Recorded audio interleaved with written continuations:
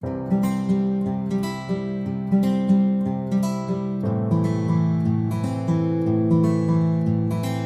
mengucap syukur malam hari ini kita bisa bertemu kembali dalam indah hadirat Tuhan, dalam perjumpaan bersama di dalam kasih karunia Tuhan.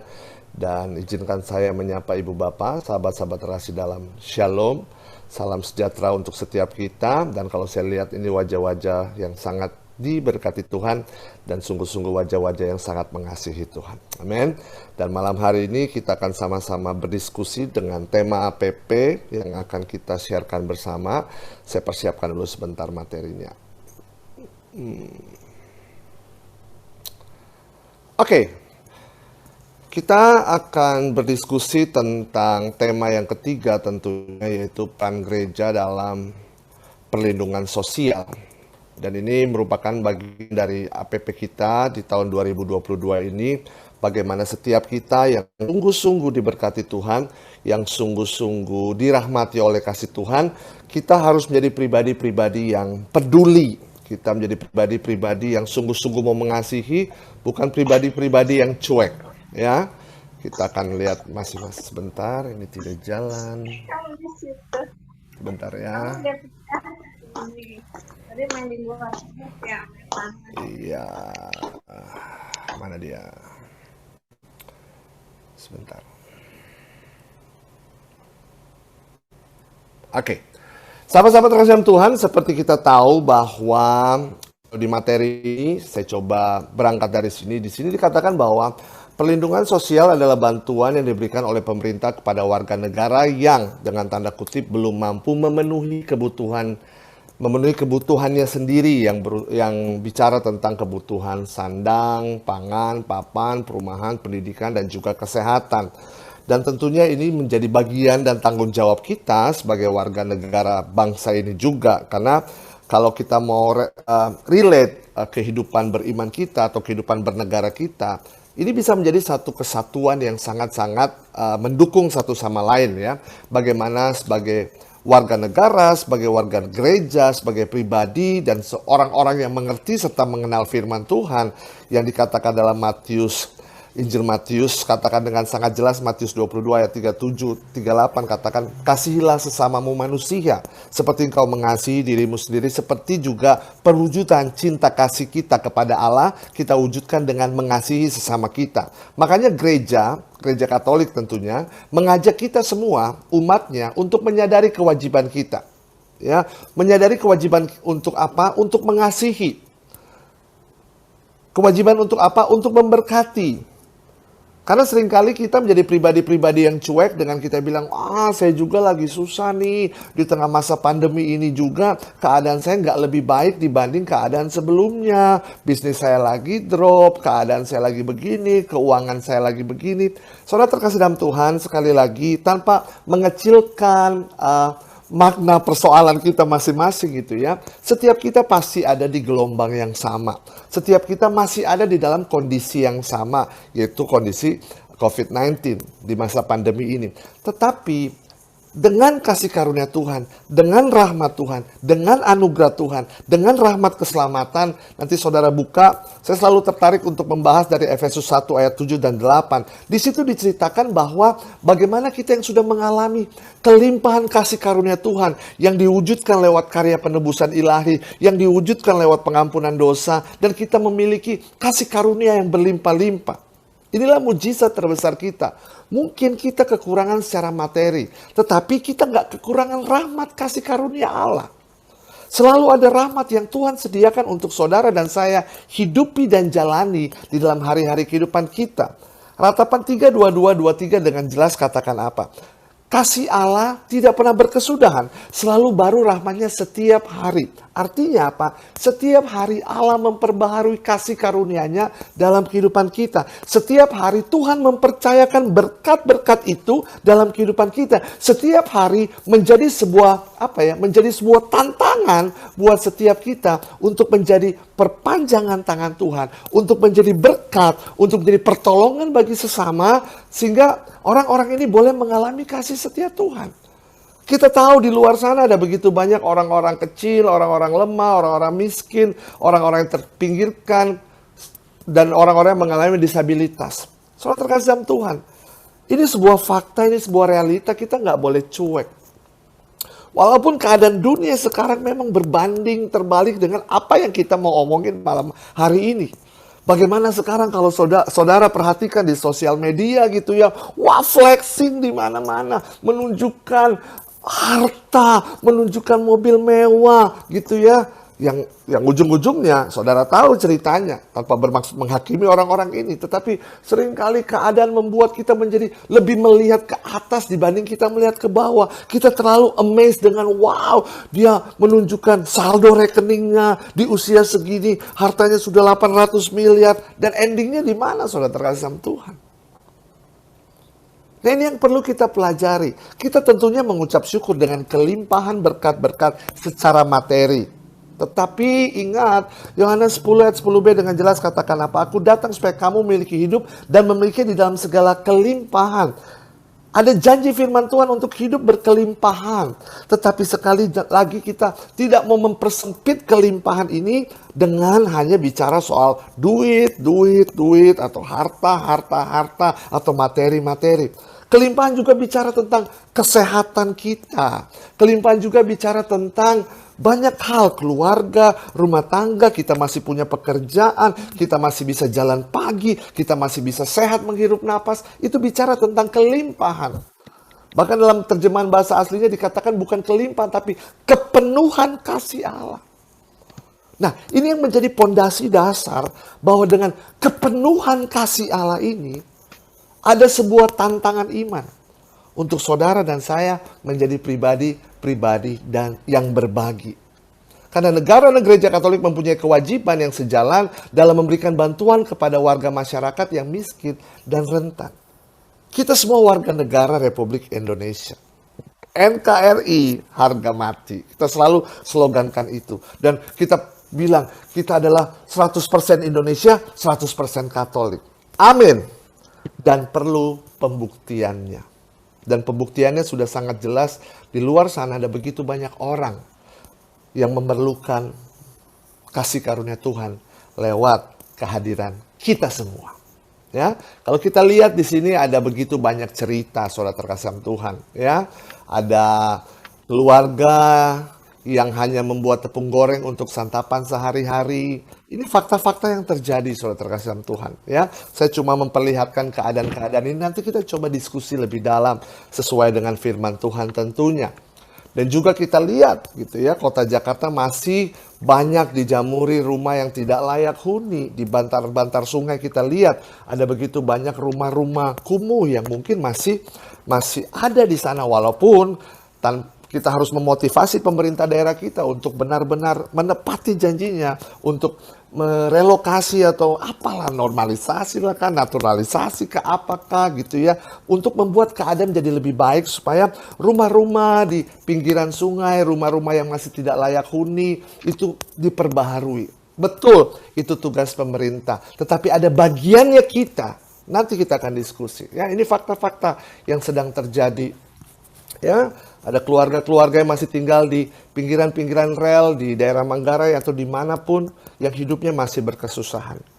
Kemarin saya baru melayani di satu gereja, bukan gereja Katolik gitu ya, mereka mengadakan ibadah minggu gitu ya. Mereka berbagi cerita, gembalanya berbagi cerita bahwa mereka sedang memiliki pelayanan diakonia gitu ya. Bagaimana dengan mengumpulkan uang yang sangat terbatas dari jemaat, dari pekerja-pekerjanya, mereka mengadakan kolekte kedua untuk dipersembahkan kepada orang-orang yang tinggal di pinggiran rel kereta api.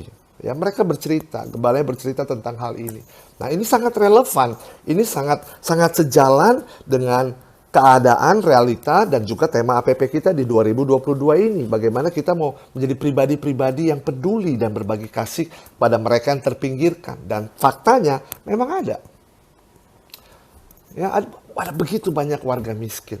Mungkin kalau kita bisa ada waktu, kita bisa ada kesempatan, kita bisa melihat lebih dalam lagi keadaan-keadaan seperti ini.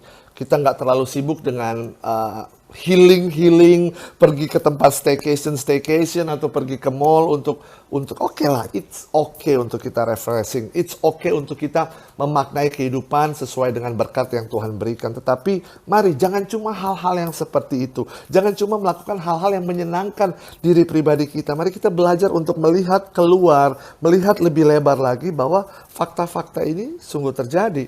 Dan ini lebih banyak lagi, saudara terkasih dalam Tuhan. Kita tahu manusia silver ada di mana-mana gitu ya. Bahkan kalau saya pergi ke rumah orang tua saya, mama saya tinggal di daerah Tanjung Priuk, kami tinggal di daerah Kelapa Gading gitu ya. Untuk pulang dari Tanjung Priuk ke Kelapa Gading, kami harus melewati ya ada sekitar 3-4 lampu merah. Dan di situ, waduh begitu banyak manusia silver. Belum lagi di depan mall di MOI gitu ya, di MOI, Mall of Indonesia ada begitu banyak Iron Man gitu ya. Dulu Doraemon gitu, sekarang Iron Man, pahlawan-pahlawannya Marvel, mereka nari-nari. Saya bayangin, ini kan panas ya. Ini di Kelapa Gading lagi panas banget, udah berapa hari nggak hujan. Mereka panas banget gitu ya, tetapi masih pakai baju yang tebal, masih pakai baju yang keras banget gitu, terus pakai helm lagi, terus mereka joget-joget bawa dus untuk ya kita tahu untuk menarik simpati mobil-mobil yang lewat gitu ya. Dan ini fakta, saudara terkasih dalam Tuhan. Belum lagi manusia-manusia silver gitu ya, yang kadang yang saya lihat di daerah Tanjung Priuk, mereka nggak pakai sendal di tengah keadaan yang sangat panas, di tengah keadaan yang sangat-sangat nggak nyaman. Tetapi untuk memenuhi tuntutan kehidupan, orang-orang ini rela melakukan hal-hal yang seperti ini. Hal-hal yang mungkin kita nggak pernah bayangkan akan terjadi dalam kehidupan kita. Karena puji Tuhan dengan segala apa yang Tuhan beri, dengan fasilitas, dengan berkat, dengan pekerjaan yang Tuhan berikan, atau dengan investasi yang saudara lakukan, kita masih mengalami berkat-berkat ini. Tapi mereka ini, dengan keterbatasan pendidikan, dengan status sosial yang ada di bawah, sahabat-sahabat kita begitu sangat kesulitan, sahabat-sahabat terkasih dalam Tuhan. Dan ini bukan cuma tanggung jawab pemerintah tentunya. Ini menjadi tanggung jawab kita sebagai warga negara dan juga menjadi kewajiban kita untuk berbagi kasih karena kita menerima pengajaran tentang kasih, menerima ilmu tentang kasih. Kita diajarkan dari dulu untuk mengasihi, sama seperti Tuhan Yesus mengasihi, maka setiap kita pun harus mengasihi. Nah, dengan kondisi di masa pandemi ini, seharusnya ini menjadi sebuah tantangan untuk kita wujudkan. Tanpa membeda-bedakan, wah mereka religionnya ini, mereka sukunya dari sini, kita beda agama, kita beda latar belakang, kita beda suku, kita beda ras. No, tidak ada lagi batasan seperti itu. Kalau kita mau belajar dari teladan Yesus Kristus, Tuhan dan Juru Selamat kita. Karena sesungguhnya itulah yang kita akan coba diskusikan malam hari ini. Sesuai dengan firman Tuhan. Ya, kita buka Markus 8 ayat 1 sampai 10. Saya minta satu orang tolong bacakan. Markus 8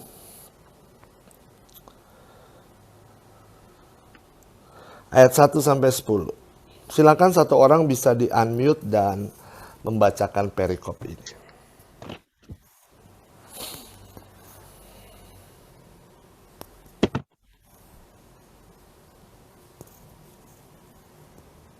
Ada yang mau baca? Silakan.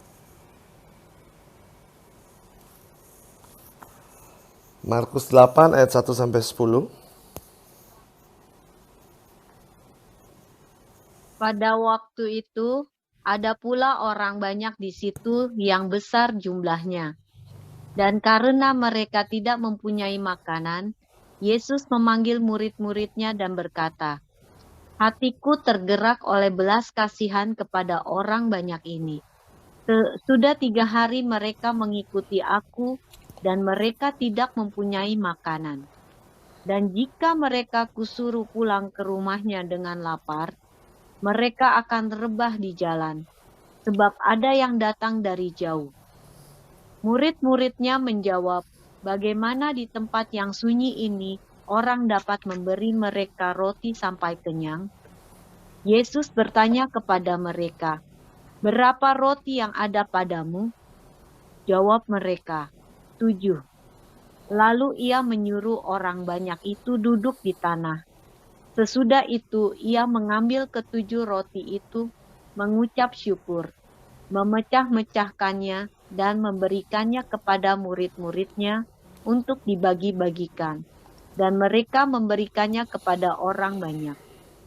Mereka juga mempunyai beberapa ikan, dan sesudah mengucap berkat atasnya, ia menyuruh supaya ikan itu juga dibagi-bagikan. Dan mereka makan sampai kenyang. Kemudian orang mengumpulkan potongan-potongan roti yang sisa sebanyak 7 bakul.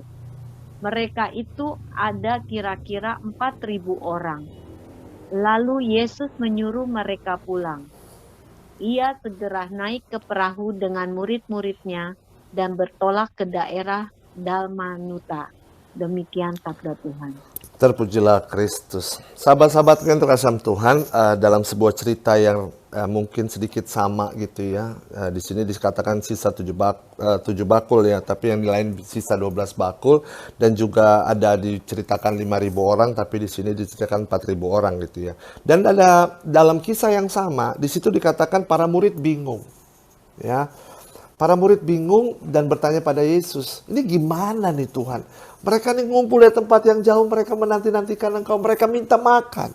Siapa yang harus ngasih mereka makan?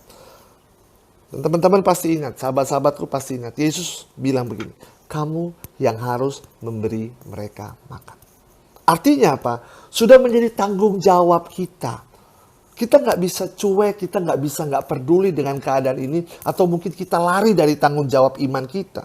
Bahwa ada satu panggilan untuk setiap saudara dan saya. Bukan cuma sekedar kita bersekutu, berdoa bersama, memuji dan menyembah Tuhan bersama. It's good, sahabat-sahabat terkasih Tuhan. Tetapi efeknya apa? Apa yang kita alami lewat permenungan firman Tuhan? Apa yang kita alami lewat perjumpaan-perjumpaan persekutuan doa? Apakah pujian penyembahan kita pada Tuhan mengubahkan pola pikir hidup kita? Apakah doa-doa kita sungguh-sungguh memperbaharui hidup kita? Seharusnya iya. Dan kita tahu kalau bicara soal kasih, kita harus lakukan dengan sebuah sikap iman. It's always love in action. Selalu ada action after love. Gak bisa cuma bilang, aku mengasihi, but we do nothing. Makanya di ayat ini, katakan di ayat 2, hatiku tergerak oleh belas kasihan melihat orang banyak ini. Ini yang menjadi pondasi dasar kita. Bagaimana kita yang sungguh sudah dikasihi oleh Tuhan. Ya, sungguh sudah dipulihkan lewat karya penebusan di atas kayu salib Tuhan. Yang sungguh-sungguh sudah mengalami rahmat pencurahan Roh Kudus. Wah, kita menjadi pribadi-pribadi yang semangat untuk menjadi berkat, untuk melayani. Dan inilah saatnya saudara dan saya kembali dipilih dan dipanggil Tuhan untuk melayani sesama kita yang memerlukan makanan, yang memerlukan jubah, yang memerlukan pertolongan, yang memerlukan pakaian, yang memerlukan kasih Allah lewat diri kita yang seharusnya dengan tanda kutip mengalami kepenuhan kasih karunia Tuhan. Nah, ini seharusnya menjadi inspirasi kita sih firman Tuhan ini. Bagaimana firman Tuhan ini menjadi motivasi. Kalau saya melihat keadaan yang seperti yang tadi kita diskusikan 5 poin tadi, apa yang harus saya lakukan? Kita kembali merefleksikan firman Tuhan. Tuhan ajarkan kita untuk mengasihi. Dan saya minta satu orang lagi tolong bacakan Markus 14 ayat 3-9.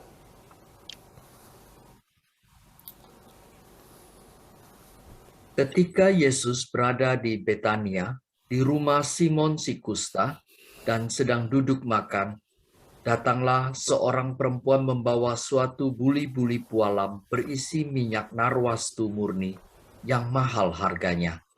Setelah dipecahkannya leher buli-buli itu, dicurahkannya minyak itu ke atas kepala Yesus. Ada orang yang menjadi gusar dan berkata seorang kepada yang lain, "Untuk apa pemborosan minyak narwastu ini? Sebab minyak ini dapat dijual 300 dinar lebih dan uangnya dapat diberikan kepada orang-orang miskin."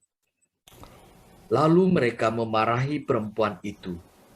Tetapi Yesus berkata, "Biarkanlah dia. Mengapa kamu menyusahkan dia? Ia telah melakukan suatu perbuatan yang baik padaku. karena orang-orang miskin selalu ada padamu, dan kamu dapat menolong mereka bila mana kamu menghendakinya. Tetapi aku tidak akan selalu bersama-sama kamu. Ia telah melakukan apa yang dapat dilakukannya.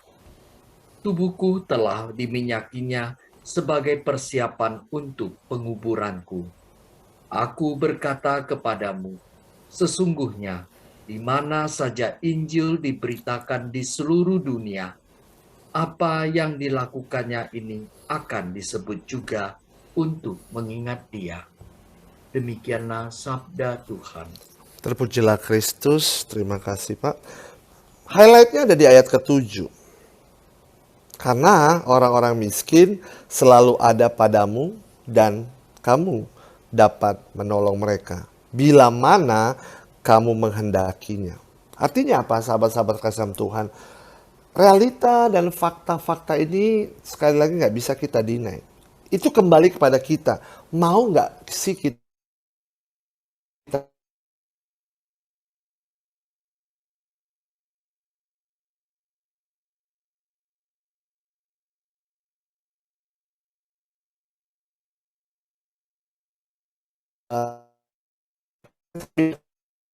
kita tidak sama dengan besar. Bagaimana?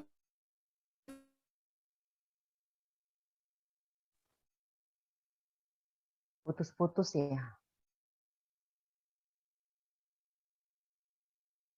Ya, mohon maaf. Sorry, saya lo putus-putus tuh tadi. Iya, ya. Ini lagi cerut kayak. Bentar, saya pasang lagi. Sebentar ya, saya coba share materi. Oke. Semoga kali ini tidak terputus. Ya. Ini menjadi tantangan iman sekali saudara dan saya gitu. Bagaimana kita mau. Makanya Yesus bilang dengan sangat-sangat tegas di sini ya. Sangat tegas Yesus bilang begini di ayatnya yang ke-7 tadi.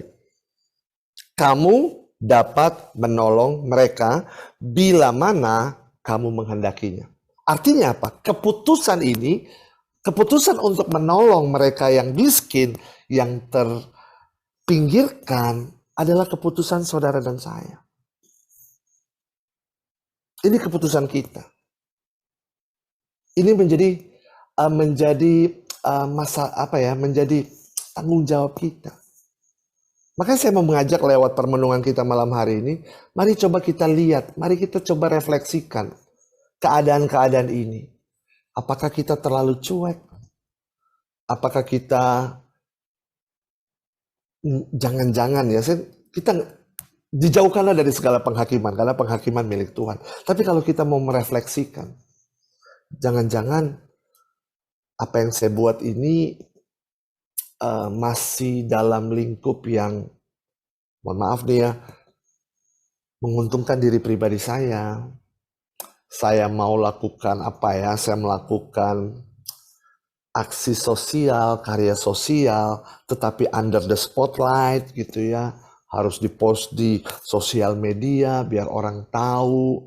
Atau jangan-jangan saya hanya berfokus untuk menolong orang-orang yang satu ras, satu suku, satu agama. Tetapi saya, ya udahlah mereka kan berbeda. Pasti dari kaum mereka ada yang melakukan hal yang sama. Sahabat-sahabat terkasih Tuhan, di dalam kasih tidak ada hal-hal yang seperti itu. Ya, di dalam kasih kita tidak membatasi diri dengan kotak-kotak yang seperti itu. Bagaimana Yesus memberi teladan. Bagaimana Yesus menyatakan kasihnya. Bagaimana Yesus selalu peduli. Bagaimana Yesus selalu membantu memenuhi kebutuhan orang-orang yang miskin ini. Yang miskin secara materi, miskin di dalam kesehatan ya. Saudara bisa lihat bagaimana Yesus begitu peduli, hatinya selalu tergerak dengan belas kasihan untuk melihat orang yang lumpuh, yang sakit kusta, yang buta ya, miskin di dalam kesehatan. Dan juga mungkin miskin di dalam iman. Kehidupannya jauh daripada Tuhan, seperti Zakeus pemungut cukai. Bagaimana Yesus menyatakan kepeduliannya kepada orang-orang ini. Nah, bagaimana kita sebagai pengikut Kristus? Pengikut Kristus bukan bicara hanya sebagai pengikut di dalam gereja Katolik, tetapi kita mengikuti ajaran-ajarannya, kita mengikuti tingkah lakunya, kita mengikuti spiritualitas pelayanannya, dan juga kita mengikuti karya pelayanan yang Yesus lakukan tentunya di zaman dulu yang tercatat dalam kitab suci. Bagaimana kita mau membuat itu semakin relevan di dalam kehidupan kita hari-hari ini? Karena sekali lagi Yesus sudah bilang kok, zamannya Yesus banyak orang miskin. Dan dia sudah punya visi ke depan. Dia menubuatkan juga dengan karunia sabda pengetahuannya mungkin. Bahwa masih ada kok orang-orang miskin di tahun-tahun ini, di tahun yang akan datang. Belum lagi sekarang kita lihat keadaan dunia sedang kacau balau. COVID-19 belum beres, tiba-tiba Ukraina sama Rusia ribut gitu ya. Dan seringkali kita terlalu sibuk bicarain, wah gimana ya Rusia dan Ukraina gini ya bla bla bla bla. Saudara, betul itu sedang kejadian faktanya. Betul di Ukraina itu banyak orang-orang yang sedang kesusahan. Betul sekali. Tetapi gak usah kejauhan lah ya. Di sekitar kita juga banyak. Di sekitar kita juga banyak orang yang memerlukan pertolongan, memerlukan perpanjangan cinta Tuhan. Apa yang bisa kita buat untuk orang-orang ini, sahabat-sahabat Kristus? Ini tantangan buat kita. Apa yang sudah kita buat? Apa yang harus kita buat ke depan? Sekali lagi sahabat-sahabat Tuhan, keputusannya ada di tangan saudara. Kewajiban itu ada di tangan saudara. Panggilan itu ada di tangan kita semua. Jika kita mau, kita bisa kok. Jika kita mau, kita bisa. Artinya apa? Harus ada willing dari dalam diri kita untuk melakukan semua ini. Untuk adjust panggilan Tuhan dengan realita kehidupan kita hari ini. Kita tidak bisa memberikan sesuatu yang tidak kita punya. Dan kita harus membagikan apa yang kita punya kepada orang lain yang belum punya. Lakukanlah hal-hal yang kecil, namun dengan kasih yang besar. Maka akan menghadirkan sebuah mujizat dalam kehidupan kita. Betul bisa lakukan dengan karya sosial. Apalagi aksi puasa pembangunan, kita bisa kumpulin mungkin baju-baju yang layak pakai ya saudara. Bukan baju-baju yang sudah robek, bukan baju-baju yang sudah rombeng gitu. Tapi baju-baju yang layak pakai, yang mungkin lewat program diet Bapak Ibu udah nggak muat lagi gitu ya, udah kebesaran. Baju-baju yang layak pakai bisa dikumpulkan, bisa diserahkan ke paroki. Puji Tuhan. Kalau saudara bisa melakukan sesuatu yang lain, mungkin kita bisa lakukan sesuatu yang lain dengan kelimpahan, dengan kelebihan materi yang kita punya sebagai satu kesatuan persekutuan doa yang melayani. Puji Tuhan, melayani di PD setiap hari Senin. Tapi mungkin kita bisa lakukan baksos di hari yang lain. Ya nggak usah besar-besar, ngumpulin beberapa materi, sejumlah materi, nilai materi untuk kita kumpulkan bersama mungkin, and then kita bisa belikan nasi bungkus, kita kumpulkan sama-sama, kita belikan nasi bungkus, terus kita ya keliling mungkin lewat mobil di daerah BSD gitu ya, and then kita kumpulin, kita bagikan pada mereka yang mungkin memerlukan gitu, ketimbang kita cari-cari tempat-tempat untuk nongkrong, untuk ngopi, untuk healing gitu ya. Lebih baik kita lakukan hal-hal yang menjadi penyembuhan untuk orang lain. Kita nggak usah sibuk lagi minta disembuhkan. Karena sesungguhnya oleh kuasa darah anak domba Allah, kita sudah dipulihkan, kita sudah disembuhkan. Ini saatnya kita menjadi perpanjangan tangan Tuhan untuk menyembuhkan orang lain. Menyembuhkan sakit materi, kemiskinan, sakit secara fisik, atau secara rohani, secara jiwa. Kita dipilih dan dipanggil Tuhan untuk itu. Mungkin kita bisa lakukan hal-hal yang kecil aja lah, nggak usah yang besar-besar. Mungkin saudara lagi jalan pagi gitu ya, lari pagi, oke. Setelah itu kan biasanya kumpul fellowship sama-sama di toko bakmi gitu ya. Tadi saya sempat dengar bakmi Siantan gitu ya, saya sempat dengar. Pasti enak tuh, Pontianak punya gitu ya. And then Sebelum kita sampai ke restoran, kita jangan cuek cuma pakai ear, terus and then pakai kacamata hitam, and then lari, cuek kanan kiri. Coba lihat kanan kirimu, berapa orang yang mungkin sedang bekerja di pagi hari di saat saudara sedang menikmati berkat Tuhan. Mereka udah bekerja duluan untuk mengutin sampah, untuk ngumpulin sampah, untuk lakukan tugas mereka.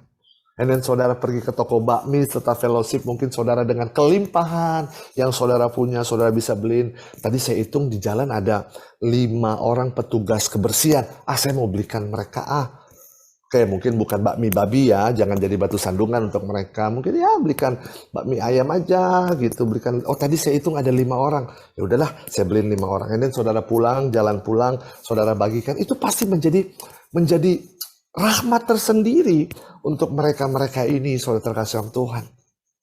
Lakukan hal yang kecil aja. Nggak usah dengan spotlight, wah kita PDKK mau adakan bakti sosial, kita posting di Instagram, kita posting di Facebook. Come on lah, udah nggak zaman yang seperti itu. Oke, secara komunal kita bisa lakukan hal seperti itu, tapi secara pribadi, gitu kan? Hal-hal kecil aja. Mungkin untuk ojek online yang begitu setia mengantarkan pesanan-pesanan saudara, ya lewat makanan-makanan yang saudara terima kalau saudara pesan. Ya mungkin kita bisa memberikan bintang yang baik gitu ya, walaupun kadang-kadang kan mereka minta ya, kakak tolong dikasih bintang 5 ya, supaya oke lah, kita kasih bintang 5 mungkin. Tapi kan di bawah bintang 5 itu ada ya tipping gitu ya, dengan sejumlah nilai, ya berikan dengan kerelaan lah, berikan dengan kasih. Karena mereka sudah berjuang loh untuk jemput makanan kita, untuk antar makanan kita, bahkan malam, siang-siang yang panas, siang-siang yang hujan, mereka selalu mengupayakan. Karena itu merupakan bagian dari kerja dan tanggung jawab mereka. Mungkin besarnya relatif lah, kembali kepada masing-masing kita. Atau umpamanya saudara pergi ke mall gitu ya, saudara bayar parkir, ya berapa dari mall-mall Jakarta mungkin sudah menggunakan e-money gitu ya, cashless. Tapi seringkali di beberapa mall yang sedikit jadul gitu ya, masih ada orang-orang yang duduk di box gitu, duduk di box kecil yang menantikan kita untuk keluar gitu ya, untuk tapping, mungkin masih cash gitu ya. Saudara bisa bayangkan ya, kalau orang-orang ini di box, duduk di box, terus mereka kerjanya di basement, belum lagi ada kendaraan-kendaraan yang sering nyalain mobil gitu ya, nyalain AC, dan asap knalpotnya. Saudara bisa bayangkan petugas-petugas security, petugas-petugas parkir ini, mereka duduk di box yang pastinya nggak ada AC, saudara. Pastinya nggak ada AC, mungkin mereka cuma punya kipas kecil, nggak ada AC, terus tiba-tiba bau asap, aduh nggak enak banget. Mungkin saudara waktu saudara keluar, setelah saudara tapping gitu ya, saudara bisa membagikan sedikit kelebihan yang kita punya, nggak usah besar-besar. Mungkin ceban-noban gitu ya, saudara bisa lihat ekspresi mereka gitu. Walaupun cuma ceban gitu ya, itu bisa jadi tambahan untuk mereka untuk makan siang gitu. Pasti mereka akan bilang, terima kasih Pak, terima kasih Bu. Hal-hal kecil seperti ini, saudara terkasih dalam Tuhan. Nggak usah terlalu pusing dengan hal-hal yang besar. Lakukan hal-hal yang kecil aja. Nah, saudara pasti punya permenungannya masing-masing gitu ya, untuk apa? Coba kalau saudara, ya ini yang saya lakukan, makanya ini yang saya sharingkan gitu kan. Kalau saya jalan pagi gitu ya, saya sering lihat gitu keadaan, oh ternyata ada petugas satpam kompleks gitu ya, yang sepanjang malam mereka jaga. Nah, sering saya belikan mereka ini yang tugas shift malam, saya sering belikan, ya udah paling cuma makanan kecil, sarapan, dan juga mungkin kopi gitu. Nah, ini yang bisa saya lakukan. Belum lagi untuk yang nyapuin kompleks kita gitu ya, mungkin saudara bisa berbagi apa kek, ada kelebihan makanan di rumah, ada kelebihan apa di rumah saudara, mungkin dengan kerelaan, dengan hati yang tergerak oleh belas kasihan, berbagi kepada ya ini orang-orang yang nyapu di kompleks kita, petugas kebersihan di kompleks kita gitu ya. Atau mungkin kalau saudara habis bikin acara, ada dus-dus gitu kan, seringkali yang masuk komplek ada ya pemulung-pemulung yang bukan ngangkatin sampah kita, tapi secara khusus kumpulin dus-dus itu. Mungkin saudara bisa secara khusus setelah itu saudara, Bu, Pak, ini ada dus-dus bekas, bisa ambil. Nah, mungkin juga ada makanan sisa, makanan yang baik, bukan makanan sisa ya, bukan makanan bekas gitu ya, tapi makanan yang baik yang bisa saudara berikan. Mungkin itu cuma kecil nilainya buat kita, tetapi pastinya besar buat orang-orang yang sangat memerlukan ini. Kita down to earth aja lah, kita injak bumi aja lah. Kita nggak usah, ya oke lah, kita concern dengan perang dunia ini. Oke, kita concern. Tetapi kita injak bumi, kita pijak bumi, kita lihat. Nggak usah yang terlalu jauh, kita lihat yang dekat-dekat kita aja. Di sekeliling kita. Yang memerlukan cinta Tuhan. Mari lakukan segala perkara di dalam kasih Tuhan. Kasihilah Tuhan Allahmu dengan segenap hatimu, jiwamu, dengan akal budimu, kekuatanmu. Tetapi kasihilah juga sesama manusia seperti engkau mengasihi dirimu sendiri. Artinya apa? Ada faktor vertikal ke Tuhan, kasih ke Tuhan, vertikal ke Allah. Tapi juga ada faktor horizontal untuk mengasihi saudara yang ada di kiri dan di kanan kita. Itulah aspek salib Kristus. Dan aspek salib Kristus inilah yang telah menebus, menyelamatkan, memulihkan, menjamah, menolong, mengurapi, dan memberkati setiap saudara dan saya. Salib Kristus itu ada di dalam dada kita. Ini yang harus menjadi sebuah motivasi iman. Di APP tahun 2022, sudahkah saya menjadi perpanjangan cinta Tuhan? Sudahkah saya menjadi kasih yang terpecah bagi banyak orang? Kita kadang dalam retret, wah nyanyi kalau ambil komitmen gitu. Aku mau jadi roti yang terpecah bagimu. Wah, nyanyinya semangat. Aku mau jadi anggur yang tercurah bagi. Oh, bahkan sampai nangis-nangis gitu ya. Aku mau jadi saksi memberitakan Injilku, melayani, mengasihi, lebih sungguh. Buktikan lagu ini. Ingat, Kisah Rasul 1 ayat 8. Kita sudah menerima kuasa Roh Allah. Dan kita menjadi saksi Yerusalem, Yudea, Samaria, sampai ke ujung bumi. Ada satu panggilan loh untuk setiap saudara dan saya, yaitu bersaksi. Kita yang bersaksi ini adalah saksi-saksi keiman Tuhan, saksi-saksi cinta Tuhan, saksi-saksi rahmat berkat Tuhan, saksi-saksi keselamatan ilahi, saksi-saksi yang sudah disembuhkan, saksi-saksi yang sudah dipulihkan, saksi-saksi yang sudah diberkati dengan kehadiran Tuhan. Pengalaman cinta, dicintai oleh Tuhan dan mencintai Tuhan. Harus kita buktikan dengan mengasihi sesama. So what should we do? Apa yang harus kita buat? Tuhan Yesus katakan, ada banyak orang miskin di luar sana. Dan kamu dapat menolong mereka bila mana kamu menghendakinya. Kiranya dengan permenungan kita malam hari ini, kita kembali di recharge, kita kembali dimotivasikan, kita kembali disemangati bahwa ada satu panggilan. Hey, teman-teman, umat tim pelayan PD Santa Monica BSD, di luar sana ada banyak orang miskin. Dan kamu semua, termasuk Selo tentunya, dapat menolong mereka bila mana kita semua menghendakinya.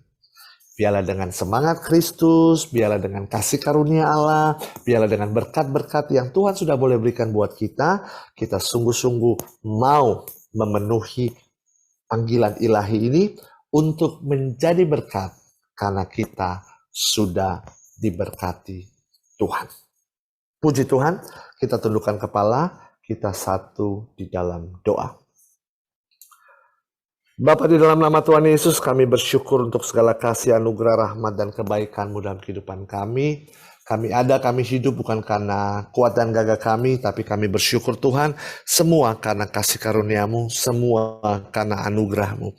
Terima kasih juga untuk kesehatan, terima kasih untuk kelimpahan berkat secara materi, hidup yang Tuhan beri, kesehatan yang Tuhan berkati. Tuhan, malam hari ini Engkau mengajarkan kepada kami untuk menjadi pribadi-pribadi yang mengasihi, pengasihi yang peduli dan peduli yang berbagi. Dengan keadaan yang sedang terjadi di masa-masa ini, di tengah masa pandemi ini, di tengah kesusahan, di tengah masalah yang dunia sedang alami. Terima kasih Engkau telah menunjukkan kepada kami sebuah realita kehidupan bahwa di sekitar kami, di lingkup terdekat kami, ada begitu banyak orang yang memerlukan pertolongan Tuhan. Tuhan, malam hari ini kami sungguh-sungguh mau mengambil komitmen. Kami mau menjadi perpanjangan tangan cinta Tuhan. Kami mau melakukan apa yang menjadi kehendak firman-Mu Tuhan. Mungkin ini yang terbaik yang bisa kami lakukan. Dan kami mau bersama dengan pengurapan roh ilahi, dengan hati yang berbelas kasih, Engkau tuntun kami, Engkau bimbing kami, supaya kami nggak cuek, supaya kami lebih peduli, supaya kami nggak pelit, supaya kami memiliki hati yang berbagi, hati yang berbelas kasih, dan hati yang sungguh-sungguh dipenuhi oleh cinta Tuhan, sehingga dengan apa yang bisa kami buat untuk mereka yang memerlukan kasih Tuhan, yang memerlukan pertolongan ini, sungguh-sungguh boleh mendapati apa yang mereka butuhkan melalui diri kami. Terima kasih Tuhan untuk segala kebaikan-Mu, dan izinkan hamba-Mu yang jauh dari sempurna ini, hamba mengangkat tangan, hamba berdoa untuk sahabat-sahabat dari PD Santa Monica BSD ini. Tuhan, terima kasih Engkau lihat pribadi-pribadi ini yang begitu sangat setia, bersekutu bersama, berdoa bersama, memuji dan menyembah Engkau sebagai Tuhan dan Juru Selamat. Hamba berdoa sebagai partner, sebagai rekan sekerja, sahabat dalam perjalanan iman,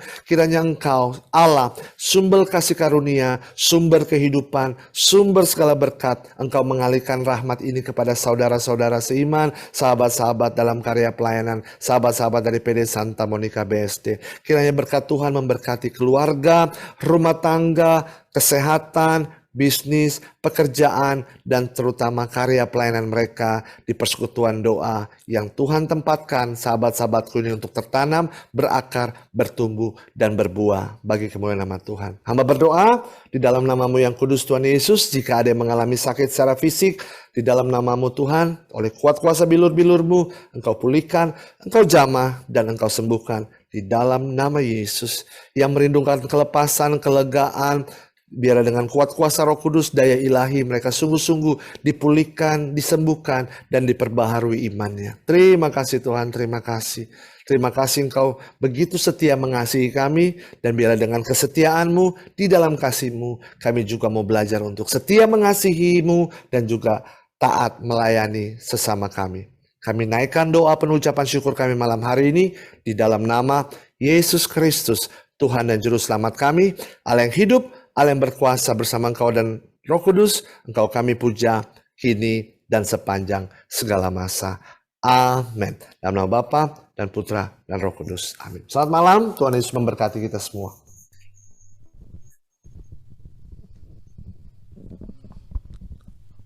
Terima kasih Brother Selo untuk renungan yang luar biasa. Saya mau lihat, coba semua kamera dibuka dulu. Semua kamera dibuka. Iya, dibuka. Kita bertepuk tangan, kita beri kemuliaan kepada Tuhan melalui Brother Selo. Luar biasa. Semoga pelayanannya lebih lagi dan lebih lagi. Hari ini satu yang saya dapat, ini bukan teori, ini bukan literasi, ini bukan cuma anjuran, tetapi kita diminta sungguh-sungguh terjun langsung ke masyarakat dengan hati yang penuh berbelas kasih. Kita mau berbagi secara nyata. Hari ini pelajaran yang sungguh luar biasa.